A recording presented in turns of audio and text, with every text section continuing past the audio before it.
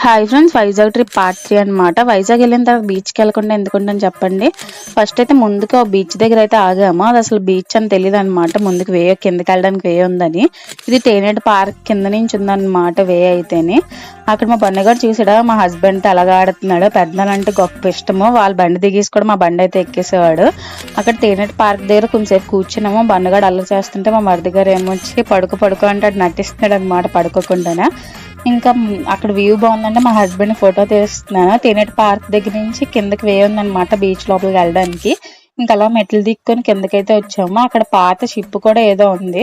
చాలా మంది ఫోటోలు అయితే దిగుతున్నారు. మా మరిది గారు, మా హస్బెండ్. మరిది గారికి ఏ ఫోటో తీసినా మిస్సమ్మే చేయి ఉండాల్సింది, అలా సరి చేసుకుంటూనే అన్నారు. ఇంకా అక్కడ కొంచెంసేపు ఎంజాయ్ చేసిన తర్వాత ఆర్కే బీచ్కి అయితే స్టార్ట్ అయిపోయాము. మేము అక్కడికి వెళ్ళేసరికి నైట్ అయిపోయింది అనమాట. ఎందుకంటే మధ్యలో వర్షం ఆపేసింది. అక్కడ కూడా వర్షం పడడం వల్ల ఏమో మంచిగా చల్ల గాలి అయితే వేస్తుంది అనమాట. ఎంతైనా బీచ్ అంటే సైడ్ ఫుడ్స్ ఎలా ఉంటాయి కదా, ఐస్ క్రీమ్ అవన్నీ, మిర్చి బజ్జీ, ఇంకా అన్ని బాగుంటాయి. స్ట్రీట్ సైడ్ తినడానికి బలం ఉంటాయి కదా, తక్కువ కాస్ట్ మనం బాగా ఎంజాయ్ చేయొచ్చు. ఇవన్నీ మేము బీచ్ లో దిగిన పిక్స్ అనమాట. మా మరిది గారికి కొంచెం సెల్ఫీ పిచ్ కదా, బాగా ఫోటోలు అయితే దిగారు. ఈ అన్నదమ్ములు మాకు ఫోటో తీయడం మానేసి వాళ్ళే ఎక్కువ పిక్స్ దిగారేమో మాకన్నాను. ఇవే కదా లైఫ్ లాంగ్ గుర్తుండిపోయే మెమరీస్.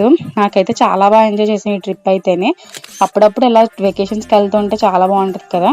మీరేమంటారో కామెంట్ చేసేయండి. Please like, share and subscribe మిగిలిన సబ్బు యూట్యూబ్ ఛానల్. ఫాలో అవడం మర్చిపోకండి ఫ్రెండ్స్. ఒక లైక్ కొట్టండి, అది వెళ్ళిపోకుండా మంచి మంచి వీడియోస్ మేము ముందుకు వస్తూనే ఉంటాం. కొంచెం సపోర్ట్ చేసేయండి మన ఛానల్ని.